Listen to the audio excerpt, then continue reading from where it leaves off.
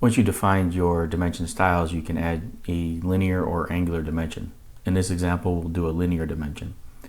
On the drafting tab, I'm going to select create linear, and it's going to ask you for a layer, so you probably want to set this on a layer for dimensions, and then choose your style. So in this case, we'll choose the survey dimension style we created. You can use 2 points or simply pick a line or an arc segment. So if I use a 2-point method and I want to label this easement, again, this is from the CAD data, so I'm just using this as an example.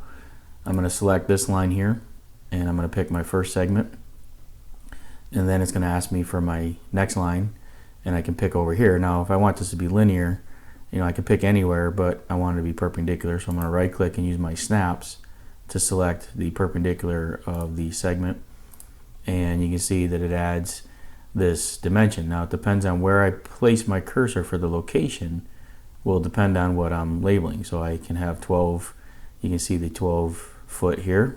I can do 16, I can put 16 over here. I can put 10 here. So again, depending on where I orient this location of my cursor and or pick the location, it's going to drop the text in. And you can also see that you can edit the text. Now I could have done this prior to adding this, but so let's go ahead and do another one. Let's pick, we'll just pick here and here, and I can go and click on edit text. You can see the text changes. So what it's doing here is it's putting in the location. So I'm gonna pick the location, and then it's letting me edit the text. So now I could come down here and say, drainage easement, and when I place that and click apply, you'll see that it labels that with the drainage easement.